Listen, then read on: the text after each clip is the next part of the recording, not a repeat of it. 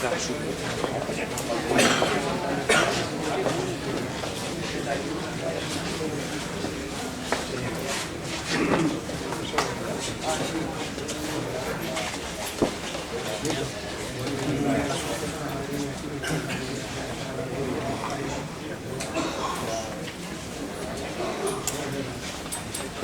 pues buenas tardes a todos.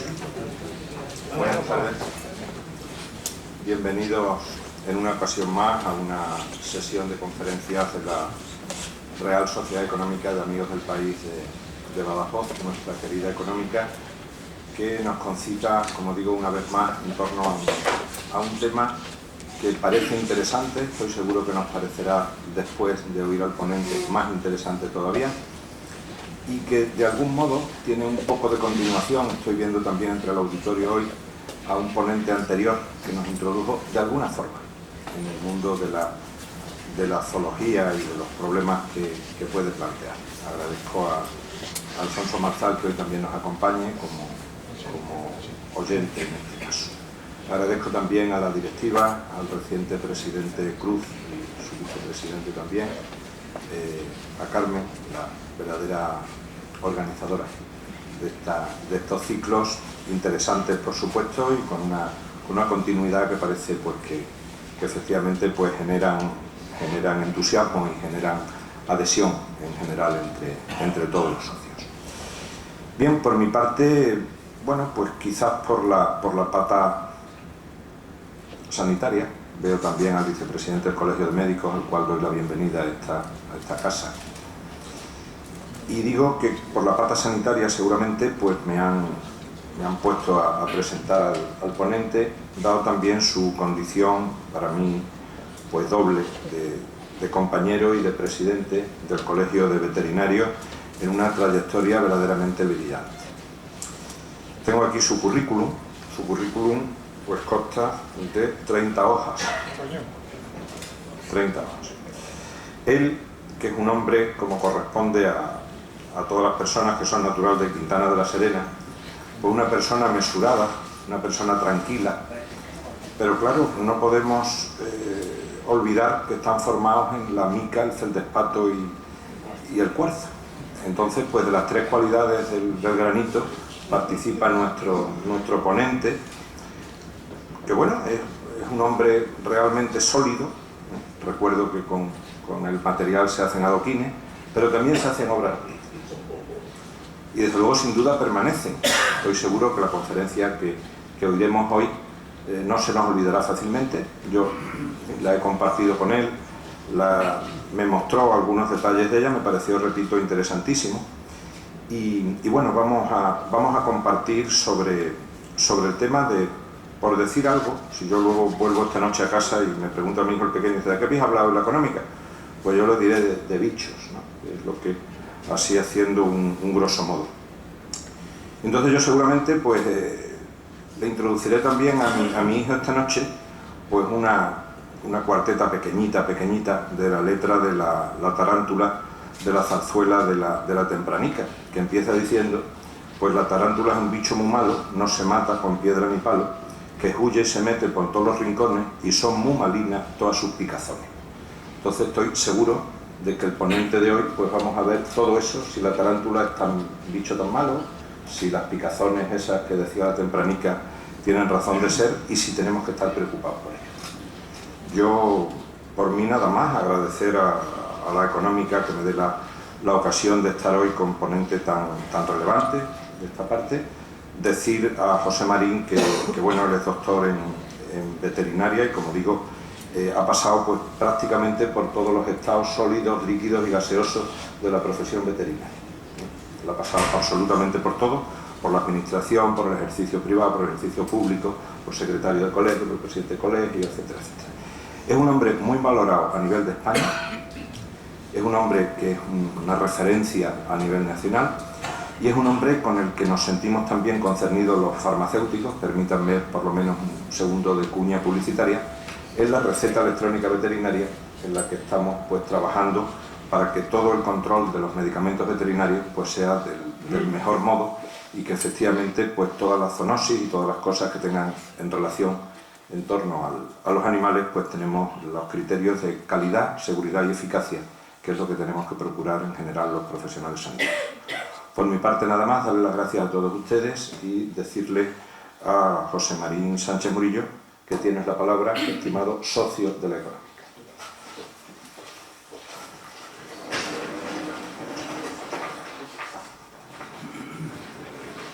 Sí, bueno, pues buenas tardes.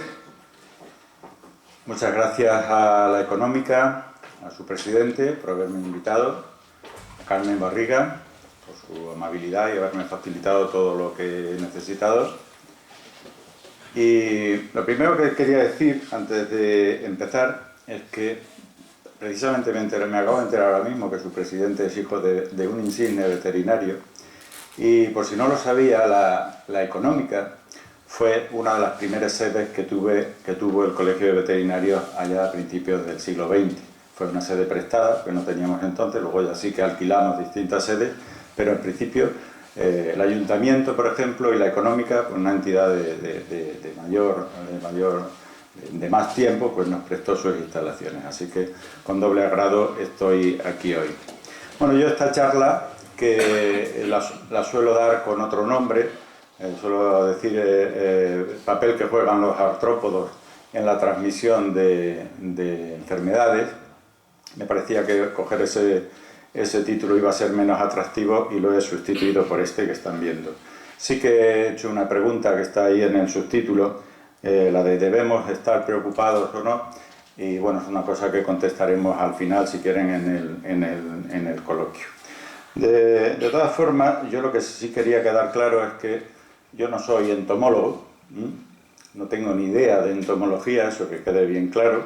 Lo que pasa es que hay una enfermedad que no sé si han oído hablar de ella, que afecta a los rumiantes, sobre todo a la oveja, que es la lengua azul, que es una enfermedad transmitida por mosquitos del género Culicoides, y desde 2004 que la tenemos, pues me endosaron a mí la identificación de esos mosquitos. Yo le he cogido cierta afición, pero para nada soy especialista en entomología.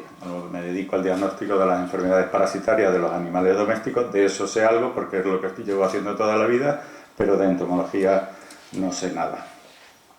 Dicho esto, y por empezar a meter un poco de miedo, pues deben saber que más de la mitad de la población mundial está en riesgo de padecer alguna enfermedad transmitida por vectores. Y si se dan cuenta, salvo ese caracol acuático que tienen ahí a la derecha, el resto son todos vectores artrópodos. Y a ellos es a lo que nos vamos a dedicar en su papel de transmitir enfermedades.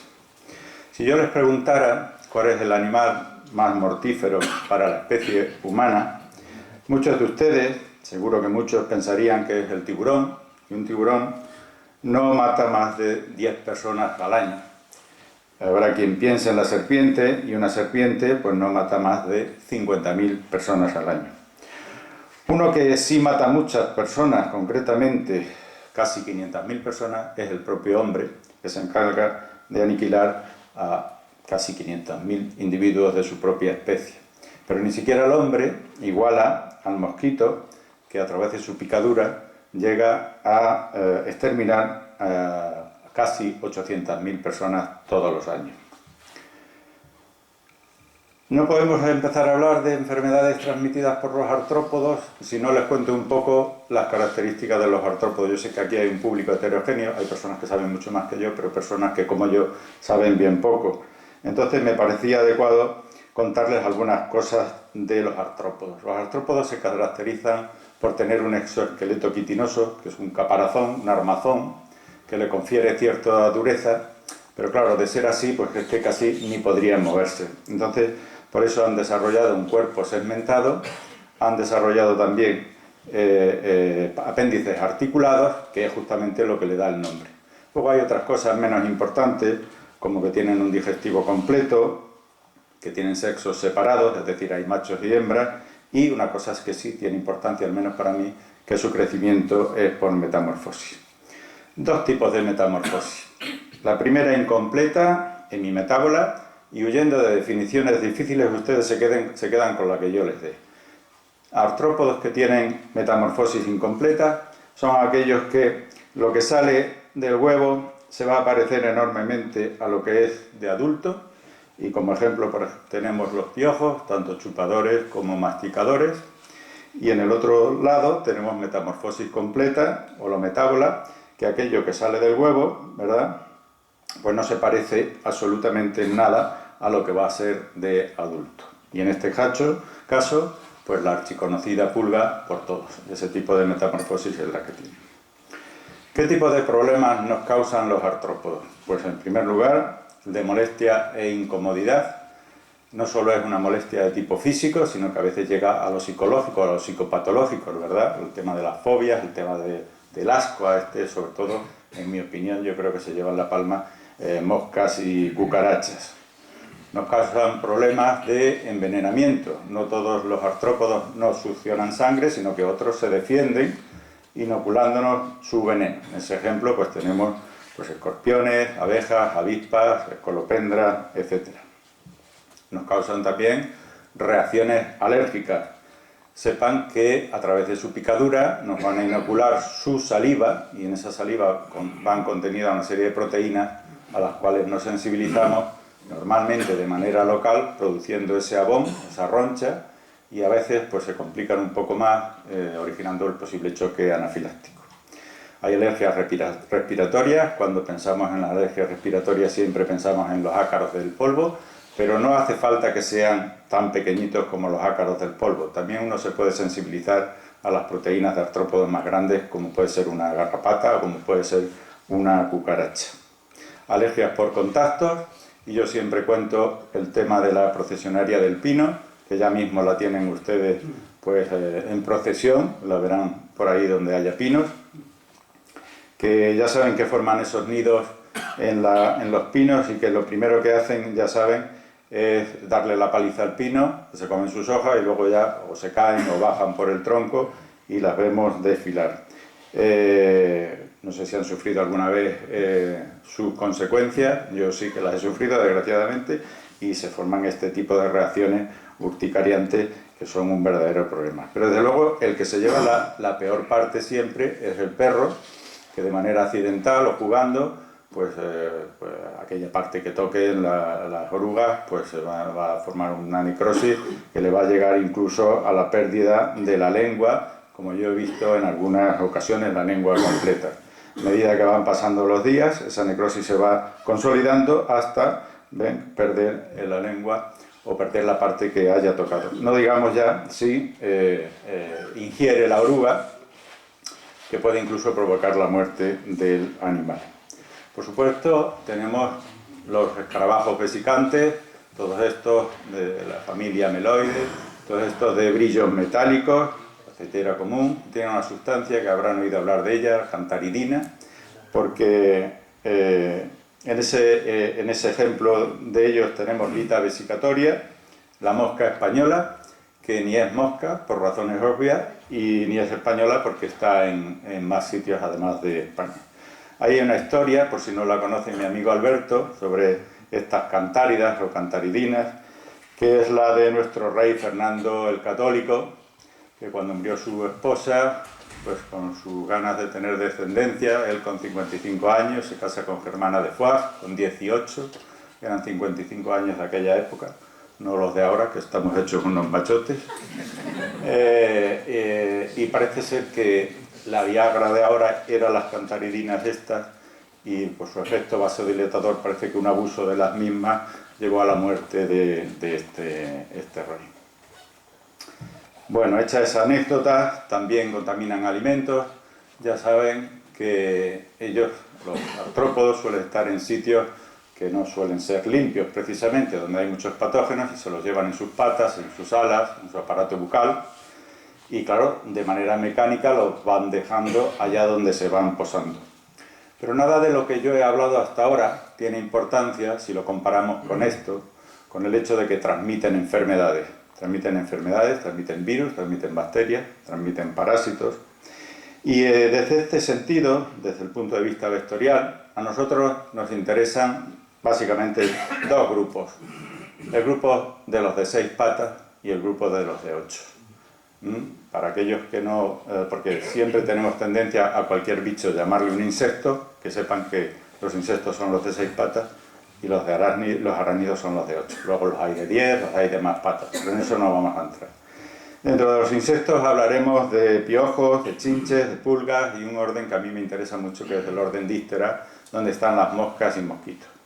Y dentro de los arácnidos veremos garrapatas, blandas y duras, y tocaremos el tema, ya que lo decía Cecilio, de las arañas, pero no porque las arañas tengan ninguna capacidad vectorial, no sean capaces de transmitir enfermedad, sino por alguna cosa que a mí me interesa contarles ahora que les tengo aquí, porque estas oportunidades no se dan todos los días.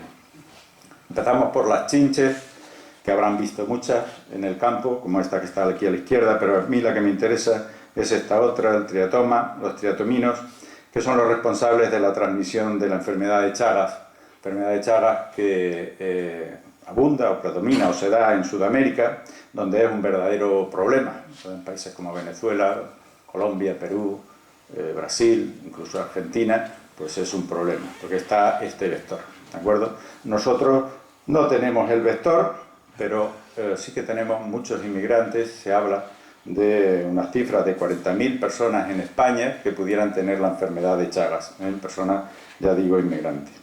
Por tanto, en principio, tranquilos porque no tenemos el vector, pero bueno, es cuestión de que alguno se vaya a un país de esto y se los traiga en la maleta y se adapten a vivir aquí. Bueno, no tenemos el vector, pero sí tenemos a Cimes lectularius, que es la chinche de la cama, que es un problema cada día más frecuente. Está llegando incluso a los hoteles. En teoría no transmite la enfermedad, se dice que potencialmente pudiera ser, pero yo creo que hasta ahí no llega. Este es un problema que está en España cada vez más extendido. Podemos ver titulares, por ejemplo, de los presidiarios de Valencia, se quejan de las picaduras. Esto es en Valencia, pero estas fotos las he hecho yo aquí de chinches, en la zona del Gurugú, en una familia que tenía este problema y que desde luego era un auténtico estrés lo que padecían esos niños de esa familia, que eran picados todas las noches y que no tenían dinero pues, para pagar la empresa que de control de plagas. Bueno, dejamos las chinches y nos metemos con las garrapatas. En este caso, que son las que ustedes conocen, las garrapatas de cuerpo duro, las isódidos. Transmiten un montón de enfermedades, muchas a los animales. Yo estoy diagnosticando a diario enfermedades transmitidas por garrapatas y sobre todo me quiero centrar en las transmitidas a las personas y quiero hablar un poco de estas tres, de la enfermedad de Lyme, de la fiebre botonosa y de la fiebre hemorrágica de Crimea-Congo. Las garrapatas están con nosotros por lo menos desde hace 105 millones de años, que ya saben que se han encontrado en las plumas de un dinosaurio en el norte de España. No sé si recuerdan hace 6 años que en garrapatas de ciervo de aquí de Extremadura, en la zona de Alcántara, en Cáceres, se identificó el virus de Crimea-Congo. Aquello fue un revuelo, porque nunca se había identificado este virus. Fue un revuelo y apareció en todos los medios de comunicación. La presión fue tan enorme que al Ministerio no le quedó más remedio que emitir una nota pública diciendo que bueno, que sí, que lo estudiarían, que verían el problema, que debiera ser un hecho puntual de garrapatas vehiculadas por aves desde África hasta aquí, y así quedó la cosa. El caso es que 6 años después una persona muere y la enfermera que lo cuidaba pues también se contagia por Crimea-Congo. Claro, entonces se acuerdan otra vez de nosotros y dicen que las garrapatas con el virus venían de Cáceres. Hace 6 años ya se habían visto en Cáceres. Que las 27 garrapatas infectadas por el virus de Crimea-Congo procedían de Extremadura. Caramba, siempre se acuerdan de nosotros para lo mismo. Menos mal que luego aparecieron en otras comunidades autónomas garrapatas infectadas por el virus de Crimea-Congo. Discapacitada por una garrapata. Este es un titular de prensa, pero es una auténtica verdad. En este caso, en la enfermedad de Lyme. Dice, Ana tiene 40 años y tiene una incapacidad del 75%. Me estoy refiriendo a la enfermedad de Lyme crónica. Una enfermedad que si no se diagnostica al principio te va a amargar la vida. Una enfermedad que te va a dar una sintomatología que un tanto vaga, a veces fiebre, a veces no duermes por las noches, dolores de cabeza. Como no duermes por las noches, te quedas dormido por el día, te duermes incluso conduciendo en el coche. Y estoy hablando por una amiga, una compañera veterinaria de Málaga que la ha sufrido y que ha tenido un peregrinar de médicos, hasta que se le ha dado con el tema. Recientemente ha aparecido en la prensa este titular de la famosa modelo Hadi, que ha estado a punto de suicidarse precisamente por la misma. Incluso 2 hijos de esta mujer pues también tienen la enfermedad. Bueno, ya para tranquilizarles un poco, no es frecuente, o es muy poco frecuente aquí en Extremadura, porque el vector, que es Isodes, no lo solemos tener por aquí. Bueno, me he dedicado a hacerle esta foto a esta garrapata para que vean que ponen muchos huevos. Algunas, dependiendo de la especie, ponen entre 4.000, 5.000, 6.000 huevos. Para mí esta foto es muy bonita, a ustedes les parecerá un asco, pero a la semana o por ahí empiezan a salir las larvitas, ahí las tienen. También le he hecho una foto a las larvitas dedicadas a ustedes. Ya me dirán que si les estoy hablando de arácnidos, que les he dicho que tiene 8 patas, ¿por qué tiene 6? Bueno, las larvas tienen 6, o cuando pasan a ninfa y adulto ya tienen 8. Un detalle del aparato bucal, donde eso, si la vemos por arriba, esos 2 quelíceros que tiene ahí con el que da el pequeño corte, para luego introducir el hipostoma, que es a partir del que succiona la sangre. No me parecía, o no quería dejar pasar la oportunidad sin contarles cómo hay que quitar una garrapata. Una garrapata, la única forma de quitarla es de esta manera. Es decir, si ustedes tienen una garrapata, no se quiten la garrapata de ustedes. Acudan a un centro de salud, acudan a un hospital, que se la quiten. Porque todo lo que no sea hacerlo así, con una pinza, es fastidiar la garrapata. Y si la fastidias, si no te vea inoculado el patógeno, te lo va a inocular en ese momento. Es decir, no podemos darle con el cigarro, no podemos echarle aceite, no podemos echarle gasoil, no podemos quitarla con las manos, porque ya digo que si no te había inoculado el patógeno, con ese fastidio te lo va a inocular, te va a regurgitar el patógeno que tiene en su interior. Y otra cosa que quería decirles es que ya sé que es difícil, porque como no te duele, como no la sientes y la encuentras de manera accidental, cuanto antes nos la quitemos mejor, porque el patógeno no lo suelen inocular al principio. Por ejemplo, la borreliosis de Lyme suele ser a partir de 48-72 horas. En el caso de babesiosis, al 5.º día.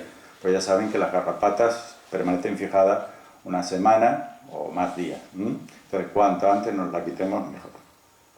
Estos son garrapatas blandas, argásidos. Supongo que esto no lo habrán visto nunca, pero estos son los mantenedores, Ornitodorus erraticus, el chinchorro.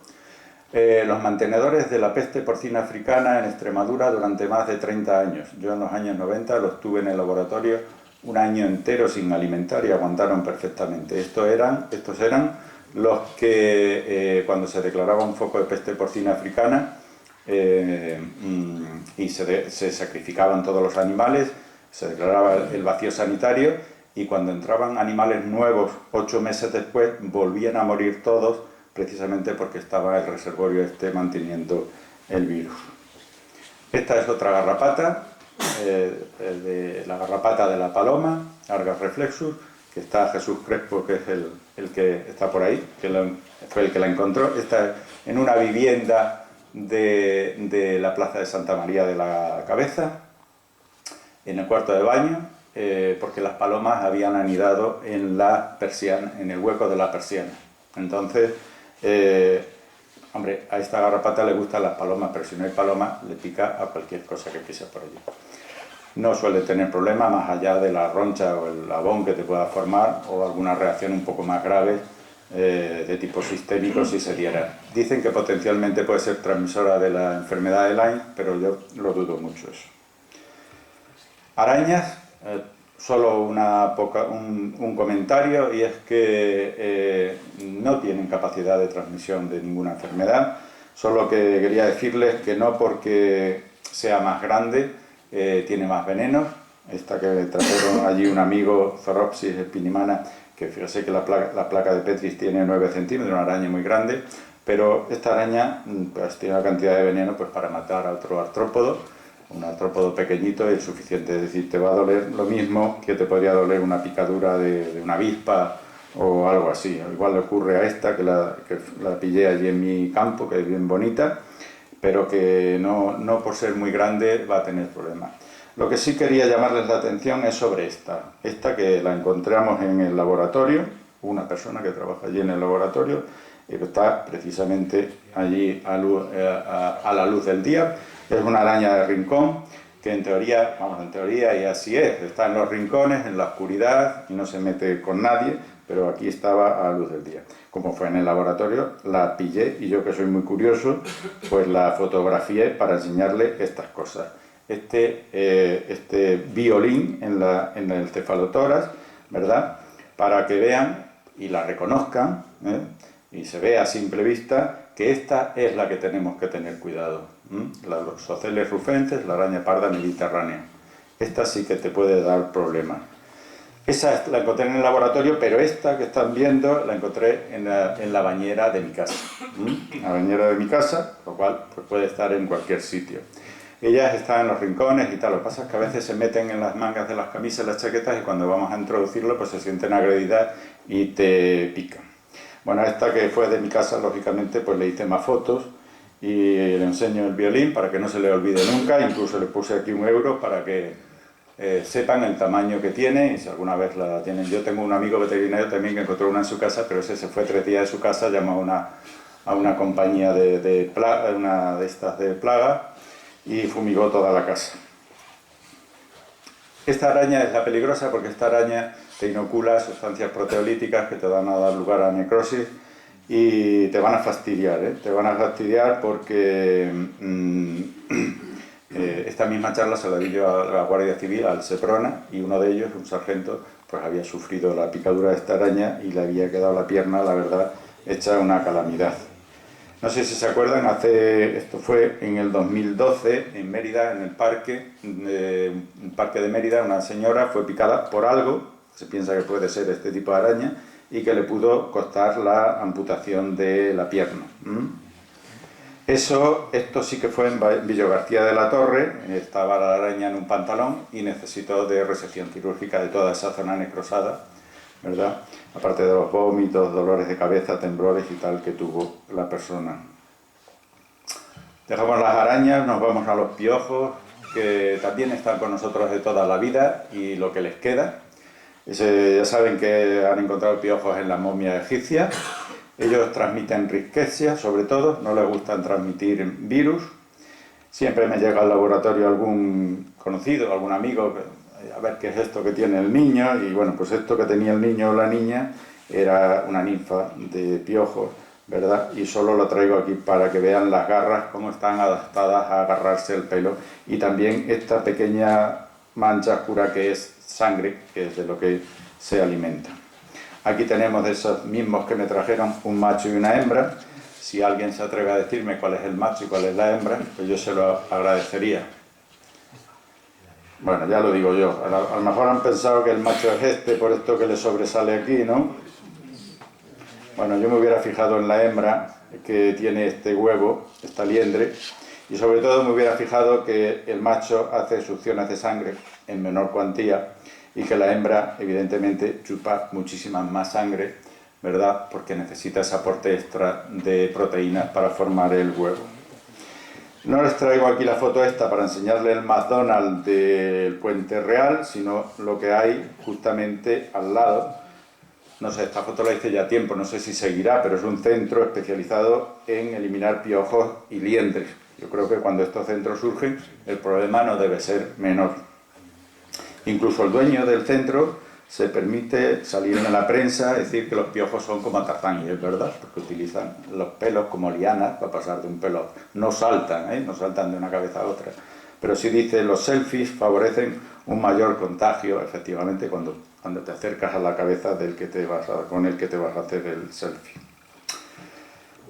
Bueno, toca el turno de las pulgas, que transmiten, sobre todo, ya saben, Yersinia peste, con la peste negra, peste bubónica, que creo que data del siglo XIV, si no ya me corregirá Alberto o Cecilio, pero de un siglo, de hace muchos siglos, en el caso del perro transmite una tenia también muy importante, como es Dipilidium canina. Bueno, tiene dos peines aquí, el que la tenga, ¿verdad? El peine pronotal y el peine genal, que nos ayudan a identificarla. Hay muchas especies, pero yo quiero que se queden con estas tres, esta primera, que es Tenocephalis felis, la pulga de gato, esta la Tenocephalis canis, pulga de perro, y Pules irritan, que no tiene ningún peine en el caso de las personas. Ahora yo les voy a mostrar una para que me digan cuál es. Esta de aquí arriba es una hembra y esta de aquí es un macho. Le voy a pasar otra vez, quédense con la forma de la cabeza y que me digan si es la A o la B. Es la A, ¿no? La Tenocephalis felis, pero es pulga de gato, pero cogida en un perro. No porque sea pulga de gato tiene que estar en los gatos. Precisamente Tenocephalis felis es la más prevalente. Hablaba del siglo XIV, pero miren que sigue habiendo peste negra, peste bubónica en Madagascar y tienen un problema desde el año 2014. En pleno siglo XXI seguimos teniendo peste bubónica. Esta es la foto de una hija o un hijo de una amiga mía, picaduras de pulgas, que se pueden confundir perfectamente con una varicela. Claro, tiene sus formas de diferenciarlo. A ver si quiere pasar.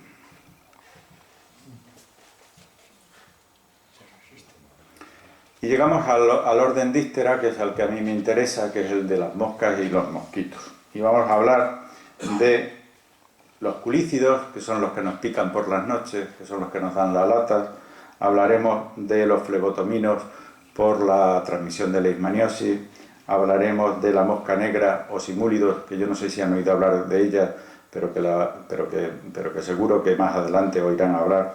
Y hablaremos muy poco de los ceratopogónidos, que son a los que yo me dedico, los culicoides, porque como afectan básicamente a la transmisión de enfermedades animales, aquí no los tocamos.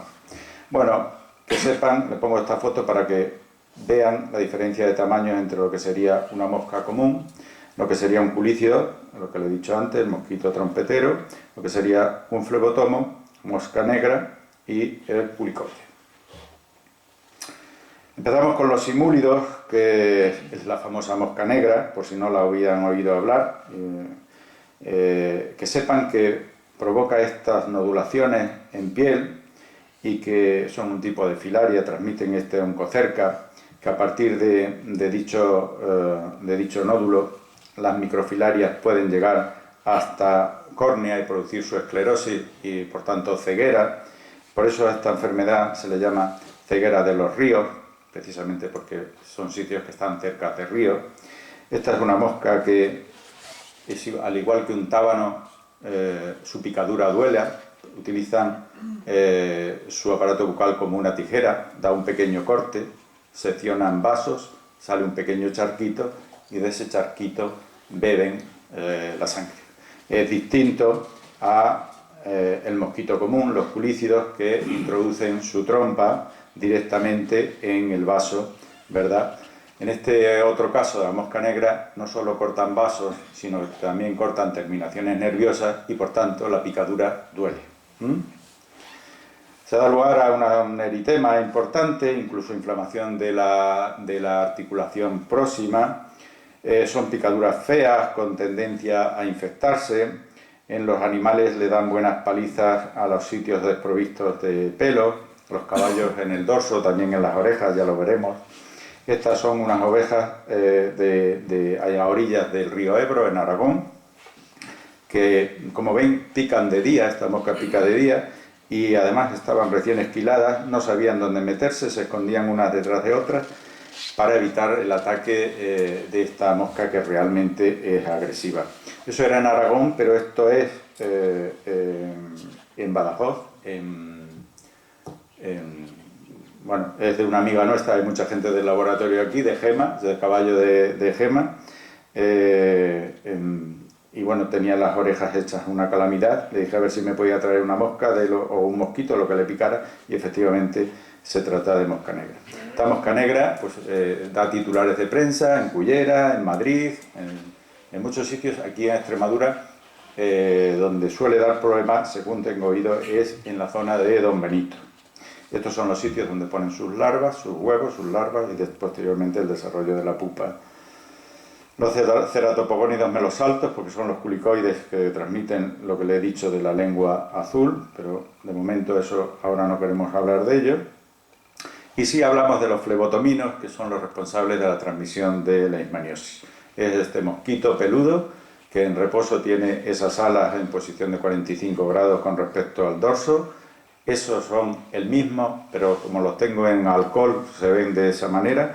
Solo quería que vieran la diferencia, o sea que tienen las patas largas, son gibosos, tienen su correspondiente joroba, y sobre todo destacar la diferencia del aparato bucal de la hembra con respecto al macho, que lo tiene mucho más desarrollado en el caso de la hembra, porque ya saben que son las únicas que se alimentan de sangre.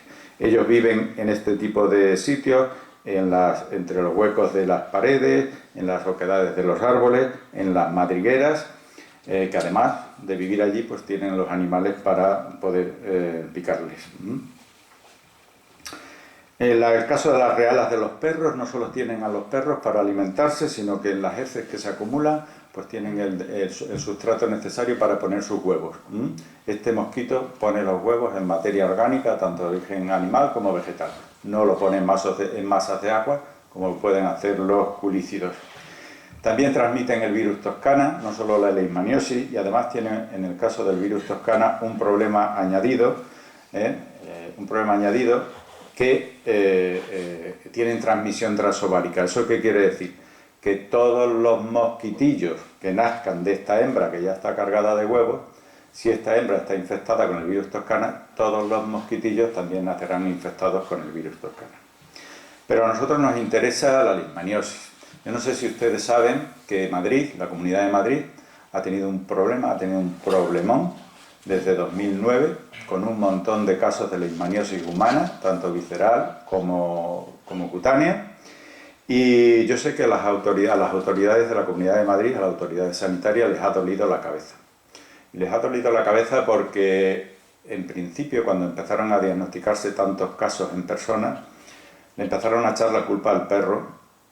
Y cuando consultaron con las clínicas veterinarias y vieron que las clínicas no reportaban un mayor número de casos que el habitual, pues empezaron a culpar al gato, las colonias de gatos urbanos, que esta ciudad y toda la ciudad tienen un problema con las colonias de gatos urbanos que andan por ahí sueltos, asilvestrados, sin ningún tipo de control sanitario. Bueno, al final los gatos tampoco fueron, y las culpables, el reservorio de la leishmania, eran las liebres que se multiplicaron en cantidades astronómicas en una zona de Fuenlabrada, en una zona rústica que se declaró como un parque, y eran las responsables de mantener a la leishmania. Fíjense que hace nada, y porque el foco de leishmaniosis sigue activo, no tanto como hace unos años, pero han sacrificado 29.000 conejos en la Comunidad de Madrid. Bueno, esto ocurrió en Madrid, pero ¿por qué no puede pasar aquí? ¿Por qué no puede pasar en cualquier sitio? Pero aquí también tenemos leishmaniosis, tenemos publicación, tenemos leishmaniosis en persona. Creo que hace 3 años hubo un bebé que se contagió, sí, un bebé en Olivenza, tenía 18 meses, y que hubo dificultad en su diagnóstico. Menos mal que se diagnosticó y bueno, fue tratado y curado. Quiero decir que el problema está y el problema existe. Yo creía que los legionarios eran inmunes a todo. Yo creía que a los legionarios las leishmanias les rebotaban en el pecho, pero parece ser que no, hasta ellos se infectan, ¿verdad? Y en esta operación en Irak, pues vinieron varios infectados. Y eso, que sus trajes están o van impregnados de una pintura repelente contra los mosquitos. Podemos encontrar titulares de este tipo en Plasencia. En Extremadura, la leishmaniosis canina es una enfermedad endémica. Entramos ya en los culícidos, que son los mosquitos que nos pican por las noches, los trompeteros, que transmiten ese montón de enfermedades que ni yo sé qué significa tanta letra. Tenemos la suerte o la desgracia de vivir en una ciudad cruzada por un río, y eso nos hace tener una población alta de culícidos, y eso les hace padecer a los pobres perros esta enfermedad del gusano del corazón, que es un tipo de filaria, ¿verdad?, que forma ovillos en las cavidades cardíacas con la correspondiente embolia y muerte del animal. Eso nos hace ser los segundos en España en dirofilariosis canina, detrás de Huelva y alguna más. La Sociedad de Parasitología nos alerta del aumento de las enfermedades transmitidas por mosquitos en España. Si recuerdan, en la crisis del ébola, algún caso se confundió con malaria, con paludismo. En el caso de la malaria o paludismo, que sepan que no solo tenemos inmigrantes con malaria, sino que sí tenemos el vector, que ya tuvimos mucha malaria, lo que se erradicó en los años 60, pero que Extremadura fue una zona donde castigó especialmente a malaria, que el vector, el mosquito anófeles, estaba y sigue estando, y que por tanto, si hay inmigrantes o hay personas que tienen la enfermedad, puede ser transmitida porque el vector está aquí. Ya hubo un caso autóctono de una persona de Aragón que sufrió la malaria sin haber viajado a ningún sitio. Y otra anécdota, pues para mi amigo Alberto o Cecilio, que el rey Carlos V, que fue un hombre que con muchas enfermedades, desdentado y tal, pues parece ser que su muerte también fue por malaria, causada por esos mosquitos anofelinos que vivían en los estanques del monasterio de Yuste. Algún día tendremos que hablar de las especies exóticas invasoras, y para eso está ahí Jesús Crespo, que tiene una charla estupenda, pero yo ahora de las especies exóticas invasoras les voy a dar 4 pinceladas del mosquito tigre, Aedes albopictus, que es muy importante en otras comunidades, donde lo utilizan como traje en los carnavales. A lo mejor dentro de unos años, pues los carnavales también se disfrazan aquí, porque es cuestión de tiempo que el mosquito tigre llegue aquí, que es un mosquito procedente del sudeste asiático y que desde allí da su salto a Albania por primera vez en 1979. El siguiente salto lo hace en Génova en el 90.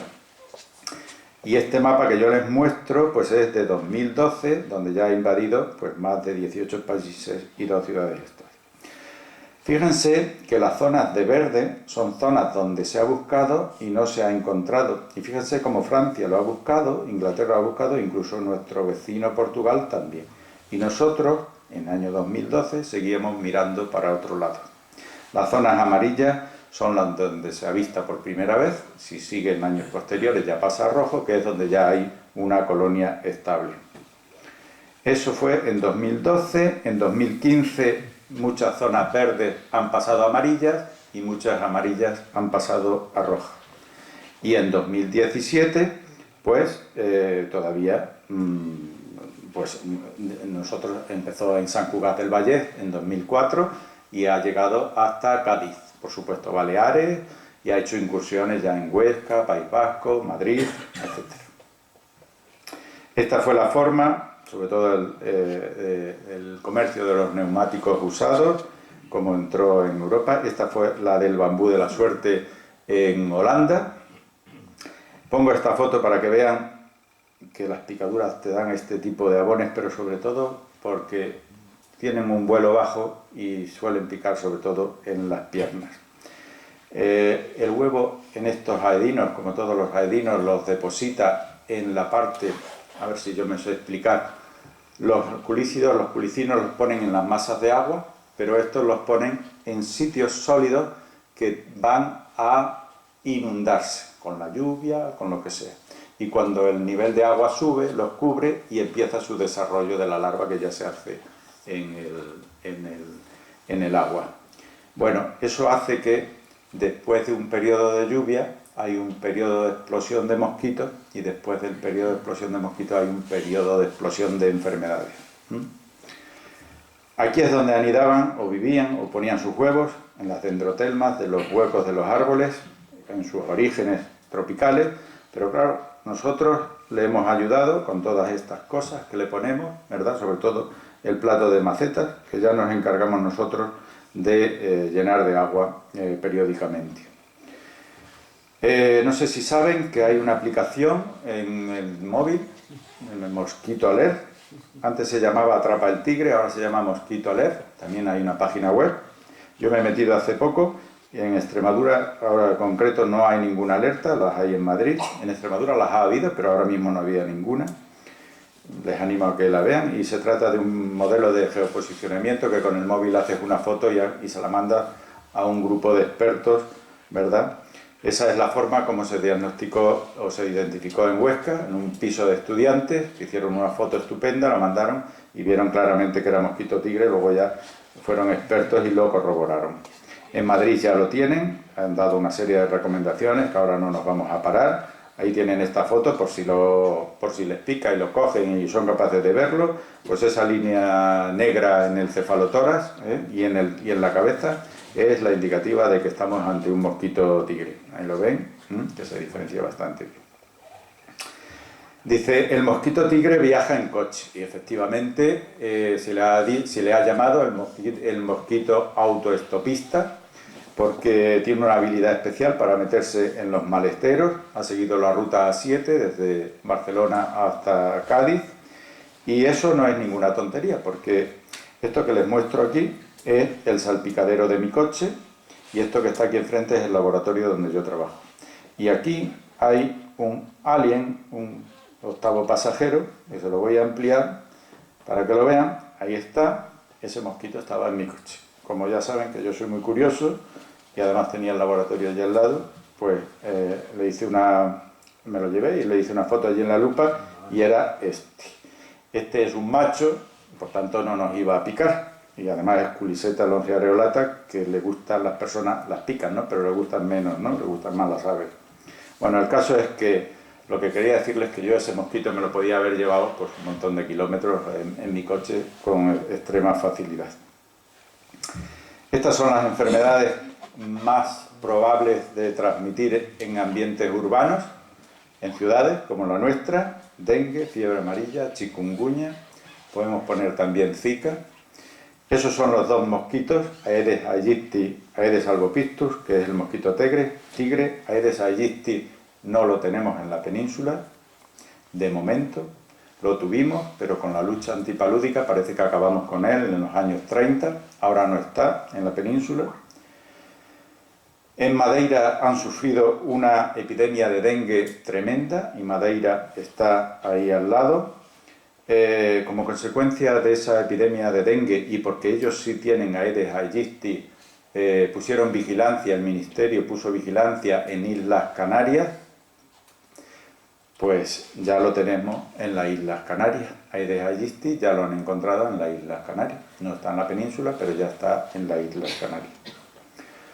Chikungunya es una enfermedad con dolores articulares que se puede cronificar, que es transmitida por estos mosquitos, que la tienen en Francia, que este mapa de Italia me recuerda mucho a lo que está pasando en España, cómo el mosquito tigre iba colonizando las distintas provincias. Vean cómo en 2006 ya casi toda Italia estaba colonizada por el mosquito tigre. Pues en 2007, epidemia de chikungunya que afectó a más de 200 personas. Estas son las enfermedades que nos pueden transmitir en ambientes rurales, sobre todo West Nile, que la citó nuestro compañero Alfonso Marzal en su exposición. West Nile, que es transmitida por una serie de mosquitos, pero sobre todo por Culex pipiens, el mosquito común. A ver.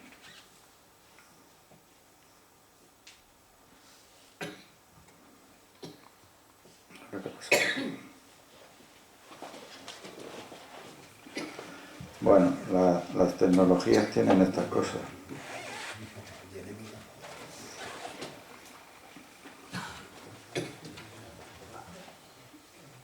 Con lo bien que iba.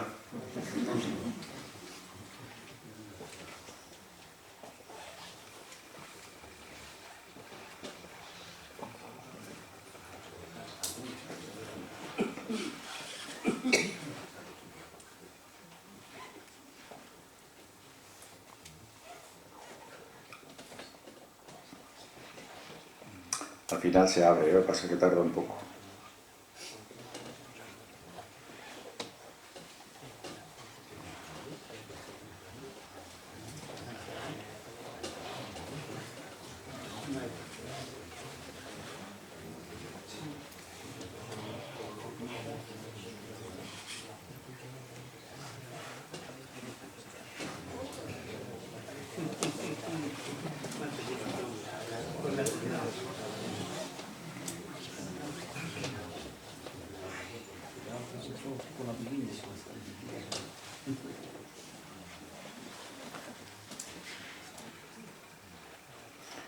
Pues es que...